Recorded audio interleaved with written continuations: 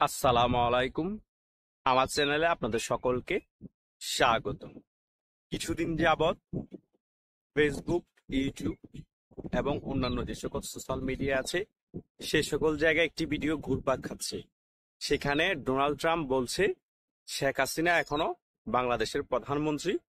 আমি 15 মে বাংলাদেশে আসব এবং শেখ হাসিনা বাংলাদেশে প্রধানমন্ত্রী হিসেবে আসবে।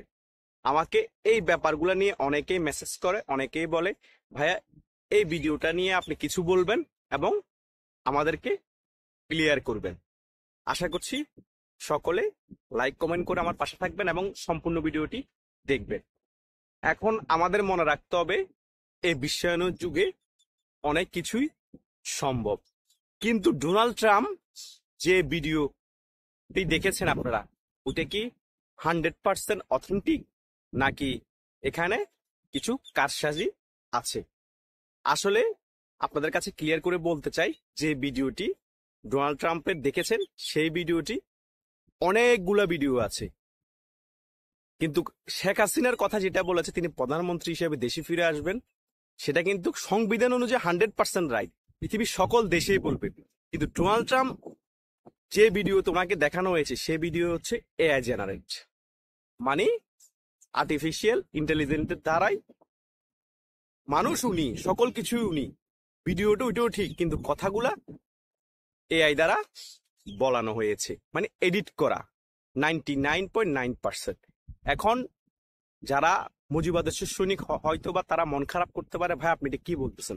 আসলে ভাইয়া গুজব ছড়িয়ে কোনো ফায়দা নেই, আমাদের কোনো লাভ নেই।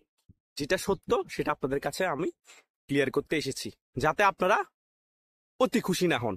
কারণ সমসাময়িক ব্যাপারগুলো দেখেন, আমেরিকা আমাদের বাংলাদেশের সার্বভৌমত্বের জন্য এখন হুমকি হয়ে গিয়েছে। সেন্ট মার্টিনে তারা ঘাঁটি গাড়তে চাচ্ছে, করিডোর দেওয়ার জন্য প্রেশার করতেছে এই সরকারকে। তারা কি আদৌ শেখ হাসিনাকে প্রধানমন্ত্রী হিসেবে দেশে আসতে দিবে?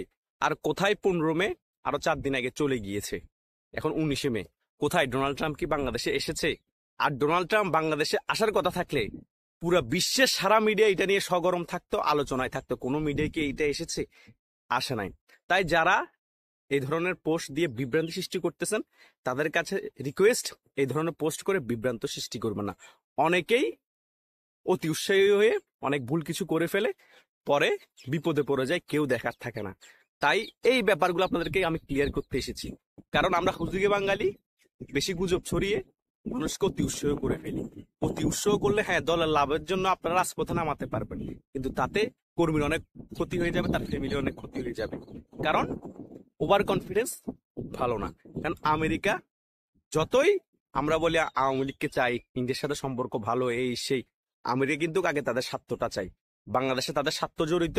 তারা শেখ হাসিনাকে প্রধানমন্ত্রী হিসেবে এখন মানলেও কিন্তু দেশে ফিরিয়ে আনবে না। তাই ভিডিওটি নিয়ে আমরা তুচ্ছর কিছু নেই, ভিডিওটি এআই জেনারেট। আশা করছি আপনারা ব্যাপারগুলো সম্পূর্ণরূপে ক্লিয়ার হয়েছেন। তারপরও যারা ক্লিয়ার হন নাই তারা এই ধরনের ভিডিও আর ইউটিউবে একই রকমের ভিডিও অন্য কথার ডোনাল্ড ট্রাম্পের পেয়ে যাবেন। এবং কিছুদিন আগে টুইটার এক স্যান্ডেলও ডোনাল্ড ট্রাম্প বলেছেন শেখ হাসিনা এখনো বাংলাদেশের প্রধানমন্ত্রী। ওইখানে ডোনাল্ড ট্রাম্পের অনেকগুলো আপনার ভেরিফাইড টুইটার অ্যাকাউন্ট আছে, তার মধ্যে ওইটাও একটি, হয়তো ওনার সহকারী চালায়। হ্যাঁ, এটা বলার কোনো অবকাশ রাখে না সংবিধান অনুযায়ী, সকলেই মানি আমরা। কারণ তিনি যখন পদত্যাগ করেন না, এখনো সংবিধান বহাল আছে, শেখ হাসিনা বাংলাদেশের এখনো প্রধানমন্ত্রী। সেটা বলা, সেটা মানা আর শেখ হাসিনা আবার ক্ষমতায় বসে যাওয়ার মধ্যে অনেক পার্থক্য আছে। কারণ এটা শিখে যাব আমি, কিন্তু ওনাকে প্রধানমন্ত্রী হিসেবে বসাবো না, তাতে সমস্যা কোথায়? তাই আমেরিকা শিকার গেল, সত্যি হলো আমেরিকা শেখ হাসিনাকে এখন প্রধানমন্ত্রী হিসেবে বসাবে না। কারণ প্রধানমন্ত্রী হিসেবে যদি আবার বসায়, শেখ হাসিনা সেন্ট মার্টিন দ্বীপ দিবে না, মরে গেল করিডোর দিবে না। তাই এটা অসম্ভব। আশা করছি ব্যাপারগুলো আপনারা বুঝতে পেরেছেন। ধন্যবাদ সকলকে।